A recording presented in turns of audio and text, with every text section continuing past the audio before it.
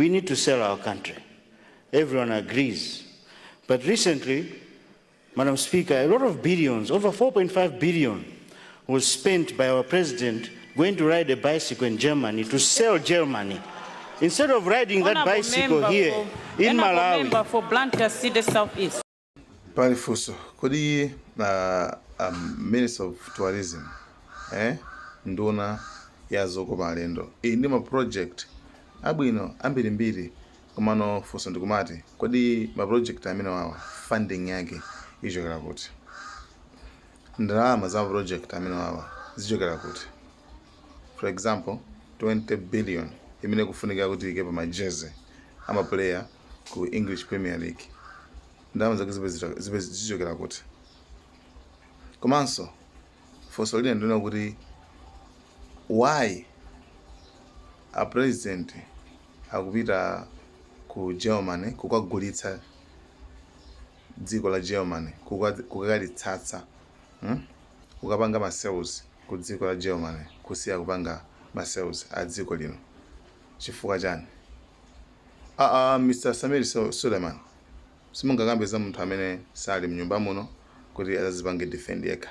Anyway, imene ndi conversation kumene ndikukambirana kumene kumachitika ku parliament ya Malawi. Sikuti ndina amene ndikunena. Etu zilipo ku parliament. Chimapatanthauza Samir Suleiman akuona kuti tingolekeza nthawi ina yake Michael Jackson ankafuna kupita ku hotel yake yodula kwambiri apa mwamba kwambiri anangoyimba phone kuti hello ndimafuna ndibwere ndizagone ku hotel uko 2-3 days koma muipange ikhale public zidziwike zoti ndagona kwanuko. Ineyo Michael Jackson zidziwike zoti ndagona kwanuko. Koma sindilipira. Mulola. Anu ake hotel anangoti come bwera pakabe vuto. System imayenda apa ndiona kuti Michael Jackson ndi otchuka. Kuti akagona ku hotel kuchako ndi anthu adziwe zoti wagona kumene kwako. Ndi kuti hotel imene jayo ikhala pa number 1 for aliyense azibwera kuzarani kuzati kunagona Michael Jackson kunagona Michael Jackson kunagona Michael Jackson. You see, chifukwa iyeyo ndi celebrity, iyeyo mnthu otchuka. That's why same thing like kwathu kunogo munthu wankulu the head of the state ndi munthu otchuka kwambiri. Ndi munthu oti wa position apa mwamba kwambiri, president ndi akapita kwina kwake kuwakwera njenga ija ndakuti one pakhala mbiri yona kuti njenga izitu a president anakwera, right? Njenga iyi that's why amana kuti banja akagulitsa dziko lina kuchako akagulitsa dziko la Germany kusiya njenga ukwelera kuno chifukwa akakwerera kuno akhangalinso pacho kungoziti njenga anakwera a president. Yeah, ndi chimapatanthauza ndichito chimene kuti mukugulitsa dziko la Germany kusiya kugulitsa dziko lanu chifukwa chani. Anyway, guys, thank you so much.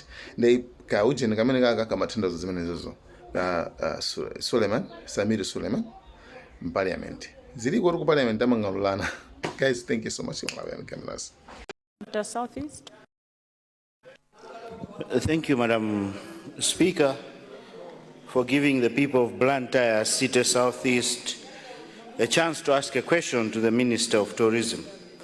Madam Speaker, we would like to know how she would, how the minister would implement all these programs, good projects without funding.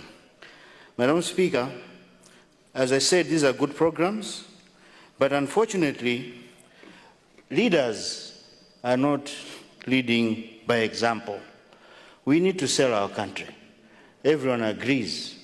But recently, Madam Speaker, a lot of billions, over 4.5 billion, was spent by our president going to ride a bicycle in Germany to sell Germany. Instead of riding that bicycle here in Malawi. Member for Blantyre City Southeast. Honorable member for Blantyre City Southeast. Honorable, you know that our rules say that you cannot talk of somebody who cannot come and defend themselves in the House. No, you Honorable Member for Blantyre, you know the rules, so let us not break our own rules. It's not me who put in these rules. The rules are there. And if you get a chance, you can ask when the President is in the House, but you can't talk of somebody who can't come now and defend. You know the rules. Thank you. Much obliged, Madam Speaker. I'll remove the word president. I'll say someone from this country went to Germany and rode a bicycle that costed this country 4.5 billion.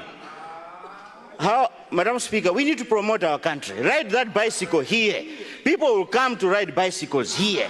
That's what I'm trying to say, Madam Speaker. Thank you. Thank you, Blantyre.